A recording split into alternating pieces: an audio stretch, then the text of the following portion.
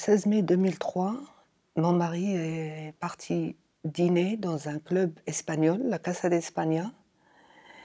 Il a amené Taïb, mon fils, notre fils, avec lui. Et tout a basculé à 10 heures du soir.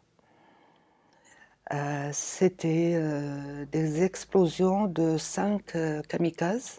La première bombe, d'après ce qu'on m'a raconté, c'était juste devant mon mari.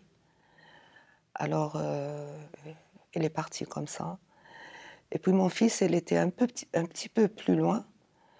Il est venu voir son père, et c'était la deuxième explosion.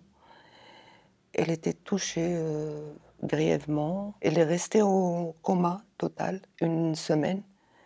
Et puis le 23 mai, il est décédé aussi.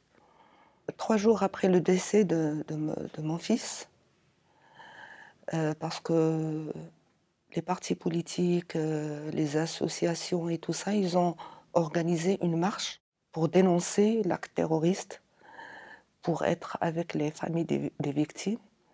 Et c'était le moment où des gens m'ont parlé, ils ont parlé aux autres familles de victimes de créer une association. Les objectifs de notre association, c'est de faire de nos voix un moyen de dire non aux terroristes. Je vais dans les établissements qui se trouvent dans les quartiers défavorisés. Et c'est là que tout se passe. Parce que les enfants, ils sont issus des familles un peu pauvres. Ils peuvent être radicalisés. On peut leur faire un lavage de cerveau facilement. J'utilise des moyens très simples pour pouvoir communiquer avec les enfants. Et quelquefois, je lis quelques passages de mon livre pour leur montrer qu'on peut sortir d'un drame si on a la possibilité de positiver. Et on a ce courage si on a eu l'occasion de faire des études.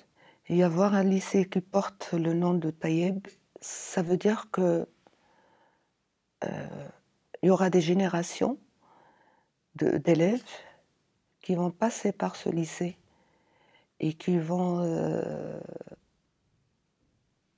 pas oublier ce nom parce qu'ils vont se demander qui est ce Taïeb El Kamal. On espère qu'on aura un jour la possibilité de savoir tout ce qui s'est passé, comment et pourquoi.